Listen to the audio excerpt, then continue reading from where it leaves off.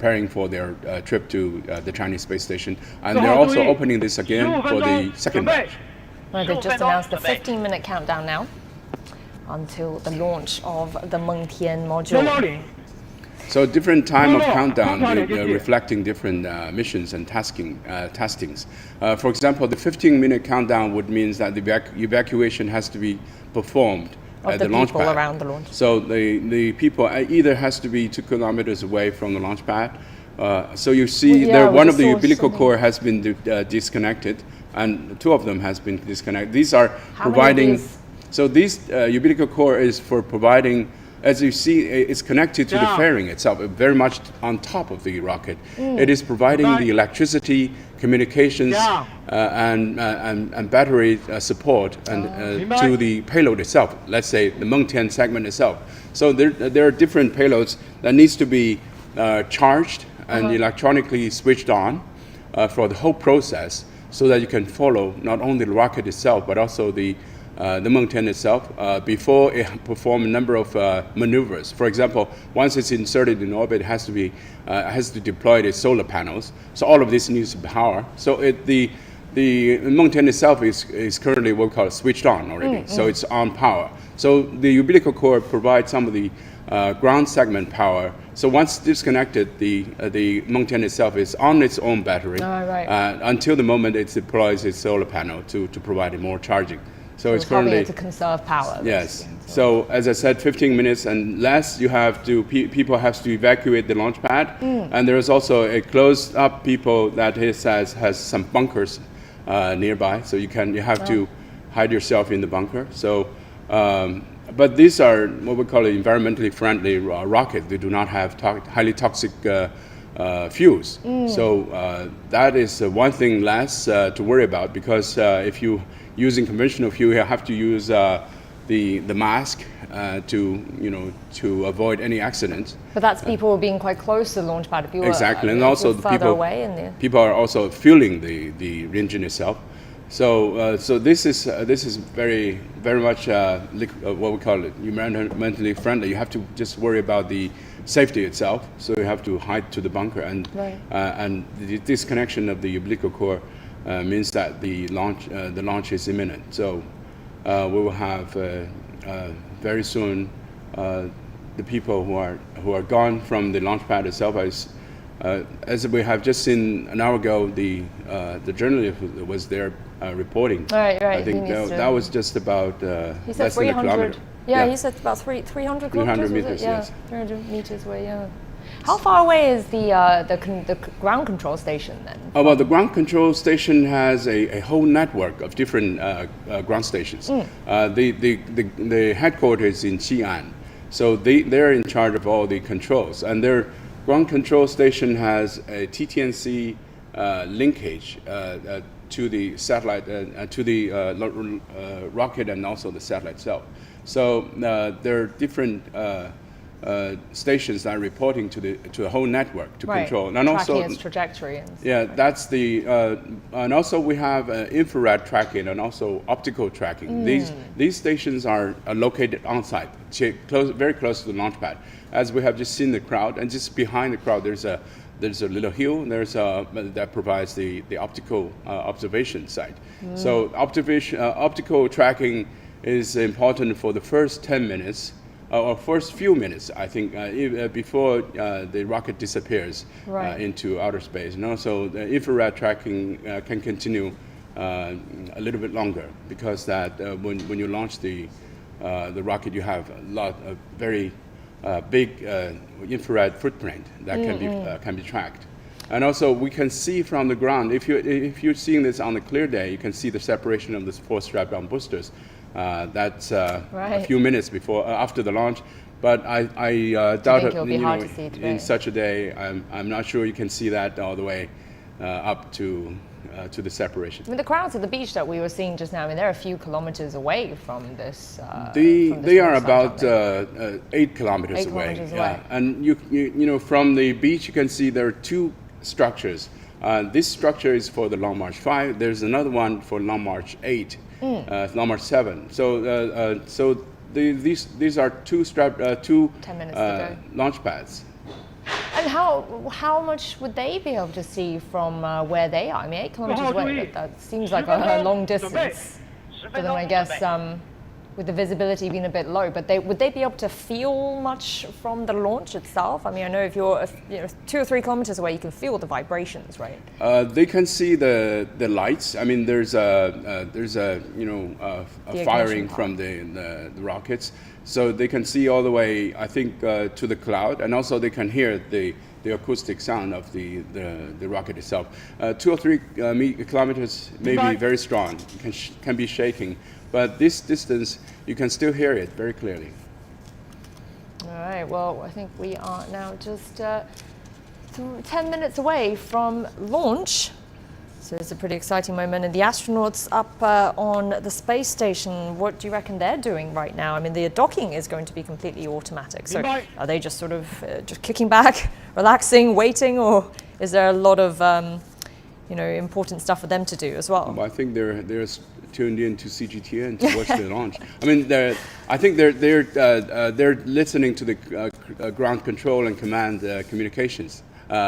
Particularly, they have to be very careful in preparation of the rendezvous docking. So, as we have seen this launching, the astronauts probably have already performed a very dramatic maneuver of the station. So the station has to be turned around. Oh, right. The rendezvous and docking port has to be prepared, and airlock has to be prepared, and also there's also a detection of the Mengtian capsule once it's in orbit, either by radio communications, and then by laser, and then also by optical. So there are different aimings for the rendezvous and docking. So rendezvous docking is very important and very precise, because if you have a collision, that means a catastrophe, because there will be an air leak and many other things. This happened in the Russian station, called Mir station. They had this accident before, so it has to be very careful in rendezvous and docking, and very precise. You have to use laser beams and optical alignment and also control of the speed. And they would have prepared for this. This was prepared as this was mentioned, that this segment is prepared in Shanghai. I visited that academy, Shanghai Academy of Spacecraft Technology, Spaceflight Technology. Though they have a floating table, so they use the air to float the payloads, and then they move the payloads around by themselves to perform the rendezvous and docking testing on the table to simulate the microgravity environment. So the air floated payload has been prepared and has been at the full size. At the full size, right. Yeah. So it's very so the table is very big, and also they perform this testing many times to avoid any unforeseeable issues. Would the astronauts also have to train for manual docking as a backup? Exactly. The astronaut has been trained very well for manual dockings and manual disconnections, and emergency escape plans. And there are many things that the astronaut has to be trained. So I think the astronauts currently is very knowledgeable in the station. And also we have seen that these astronaut has been staying there for a sustained period of time. And these crew has welcomed 2 segments. So they have the previous one experience. Right. So they have something in their mind that they know what they're doing. And also, once this is done, they're expecting another crew to come by the end of this year. 6-minute countdown now. If things were to turn into a manual docking, so would it be the space station, would the astronauts be moving the space station towards the lab module itself? Well, I think once it's turned into a manual docking, also you have to have a control on the segment that you're going to be docked. Yeah. If you're docking with an uncontrolled, uncooperative object, then you have to maneuver the station itself. But the station is much bigger than the Mengtian segment, so the segment has to be controlled. So manual docking, that means teledocking by controlling the Mengtian segment. to dock with the station. And they would have control of the Mengtian segment from the space station as well, and or would the control purely be with the ground staff? The ground staff has to pre-program the whole rendezvous and docking programs, right. and what we call insert it into the testing of the satellite itself. And then the ground control is responsible for the rendezvous and docking at this moment. So if you switch to manual, that means the ground give all the authority to the astronauts. Yes. Ah, okay. So the astronaut will have control of this spacecraft as well as the segment. I mean, how difficult is this? I mean, I guess it's hard to sort of compare, isn't it? But we're talking. I mean, two fairly huge objects in space finding each other, but in reality, in practice, this is how challenging. What kind of difficulty level? Well, there are two different categories. I think one is that you are working and orienting an uncooperative object. That is more challenging. For example, if you are catching an asteroid with a spacecraft, that you have to maneuver yourself around the asteroid. So this was part of the plan and the exploration programs in NASA. Another one is both objects are controlled, and you know the parameters, you know the orbit, you know the height, you know the speed. So that is relatively easy. And in particular, this one, you have the focus of the astronauts and the ground crews and the stations, and you can carefully calculate, even starting from this moment. That's happening in 5 minutes. The launching time of the segment can be controlled in such a way that once you're in orbit, you're in alignment with the spacecraft, with this station. So that is more or less, if you control the Mengtian precisely, that can have very easy rendezvous and docking. But as I mentioned in the beginning of the program, that the Mengtian is massive, and one of the largest payloads we have done so far. So maneuverability is very important, in particular once it's in orbit. The 23 metric ton needs to be maneuvered very carefully. 3-minute countdown now. But in the 3 minutes that we have, Mr. Xu, so I just want to wrap my head around something, if you're going to just explain to me. So, I mean, these objects, so the space station is, if left to its own devices, it drifts. Right, in space. So then it turns, tumbles, drifts, and comes down. I mean, we had experienced this before at the previous mission of the testing mission.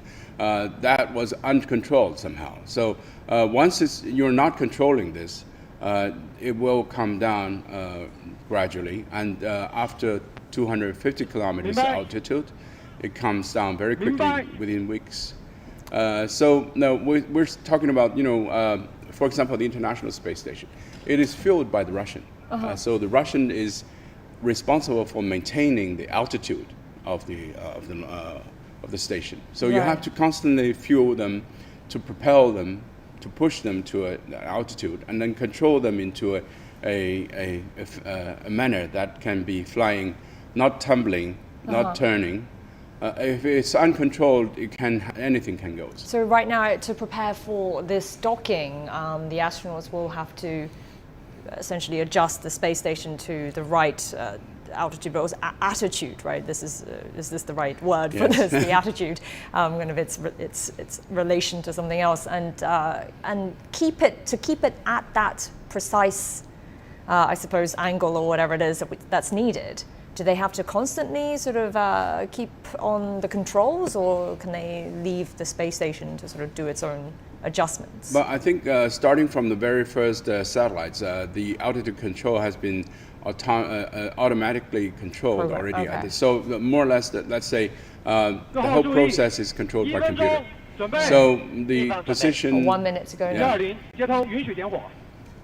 So the position is very is automatically controlled, and also the attitude. So 1 minute to go, and they were preparing for ignition very soon.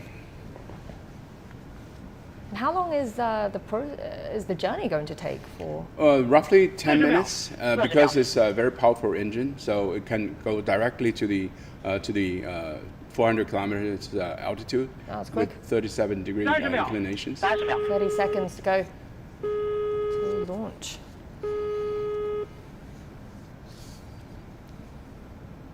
There's a 20-second countdown to the ignition.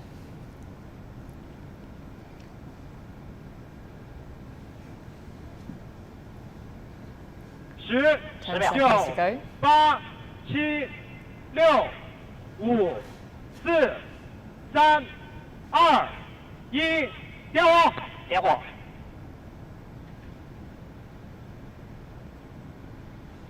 There it is, it's been ignited. 起飞，机鸣150单拐分200秒，191毫秒，150单拐分200秒，191毫秒。 Has lifted off. The lab module has cleared the launch pad. We've got a pretty good view from where they are. Exactly. And also you have heard that the technicians have reported the timing. That is the root time for calculating the orbit. So that timing is very important for calculating when it is to be separated to orbit, and then this is very important for the preparation around the boondock. So you see, this is the optical track. So this can be only seen by an optical telescope. 文昌光学雷达更正常，遥测向正常，文昌飞行正常。 We're hearing a series of reports there. It's already in the cloud, I think. So you cannot see You very can just see clearly. the flames there. 阵地112更正常。 But despite the cloudy conditions, I think they're managing to get a pretty good view. But the cloud was there for 3 days and 4 days. They have just seen about 30 seconds. 毫不里遥测向正常。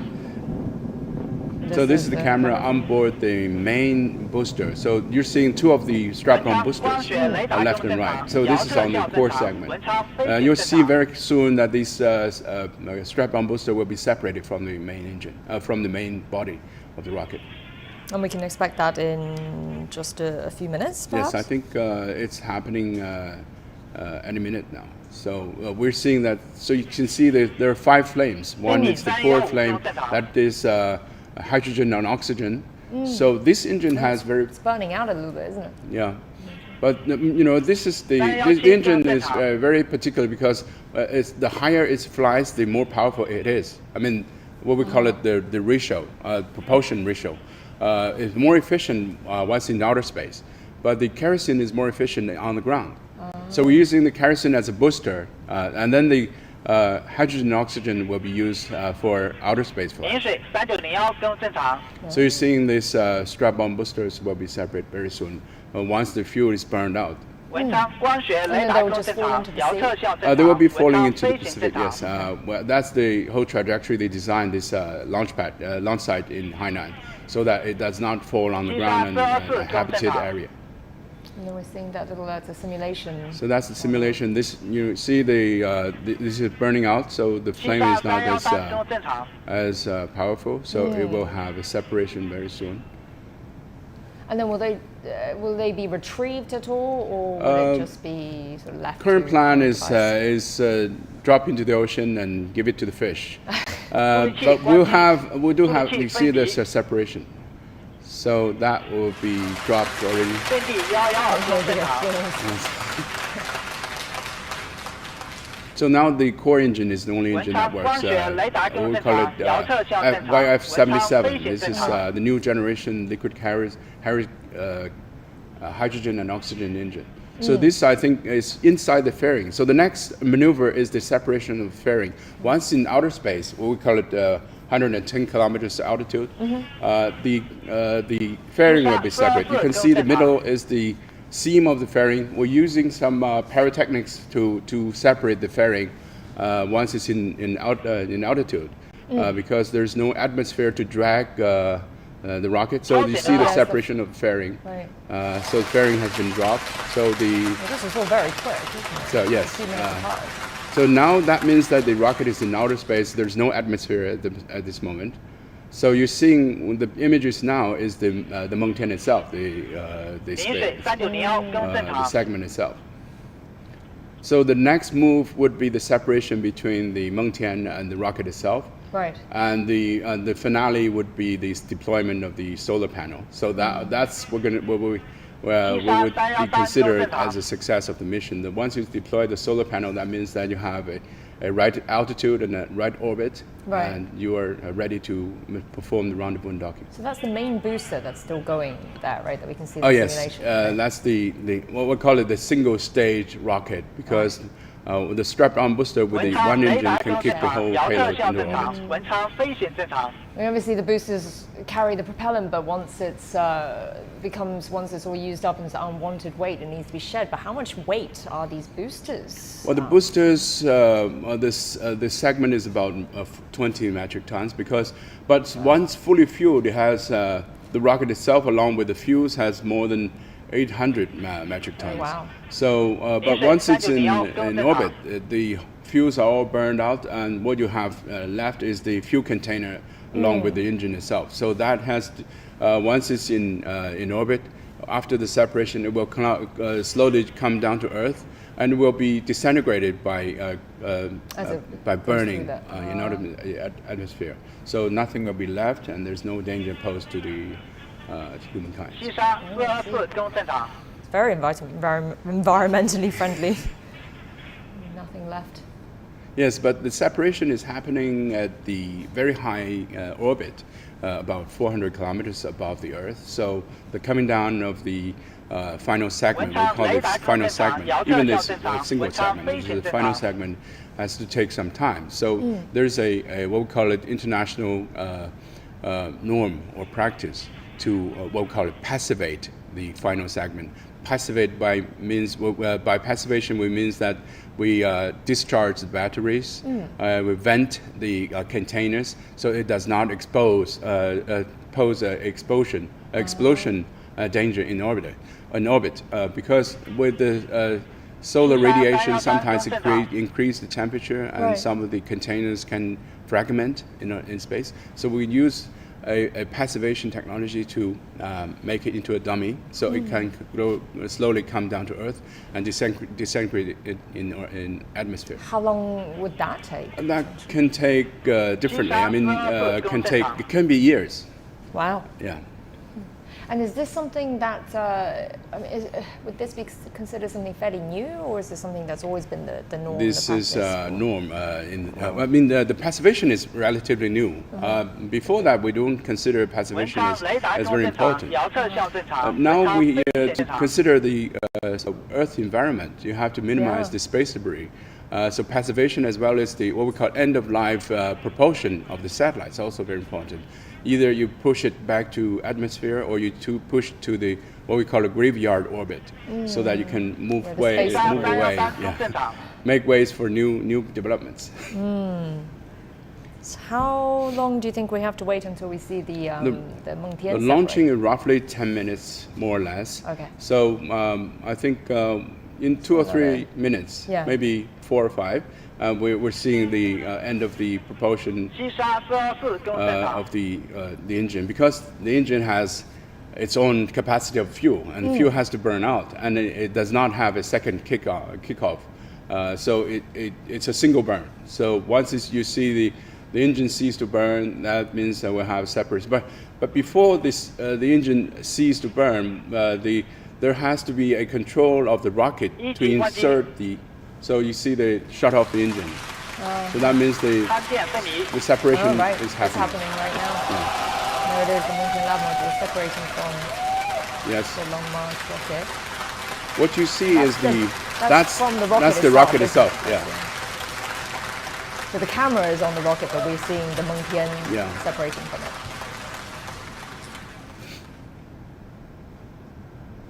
So it's on its way, and how long do you think before it docks? In seconds, we'll start the deployment of the solar panels, and I think the astronauts are able to communicate now already with Mengtian, and the ground crew is to control the deployment of the solar panel before they make any movement, because the batteries are limited on board, so they have to be very careful on the next procedure. So every procedure is very carefully designed. So you see the separation. Energy. Exactly. You see the separation of the segment that does not have any major tumbles and turnings. So that means the altitude control can be easily done. So that is very important for the preparation of the docking. So once the solar panels are deployed,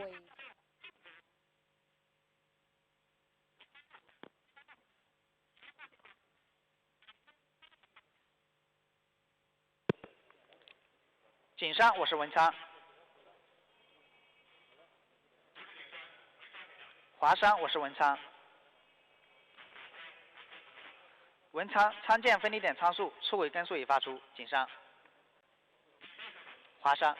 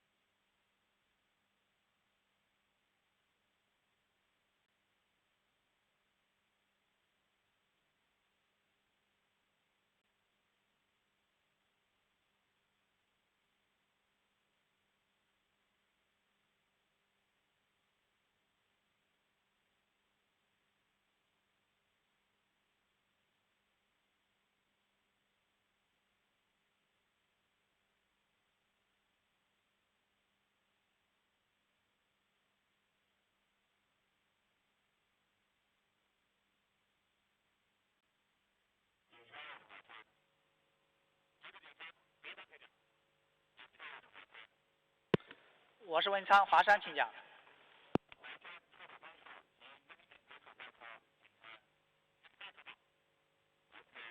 文昌收到。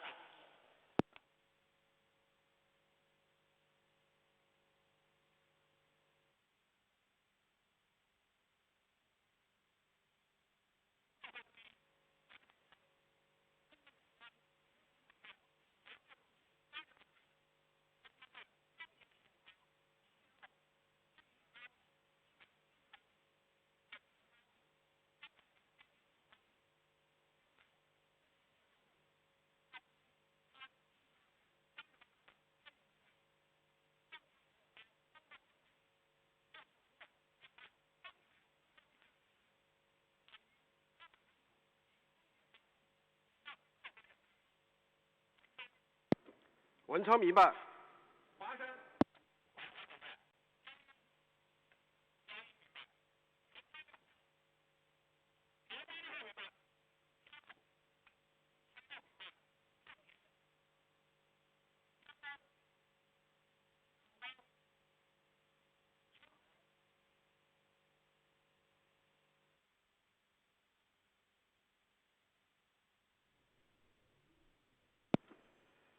北京，文昌报告。下面请文昌发射场区指挥部邓红琴指挥长宣布发射任务结果。Yes, there's what we call alignment in 150 kilometers, 30 kilometers, and then 10 kilometers, 5, and then up to the meters. So for alignment, there are many maneuvers that you have to perform before you go ahead for the final docking. 各位领导、专家、同志们。 Distinguished guests, their leaders, according to the flight data of Long March 5B Wi-Fi and according to the calculation of Beijing Space Control Center, our Mengtian lab module has entered in the orbit successfully. Now I would like to announce a successful mission has been accomplished.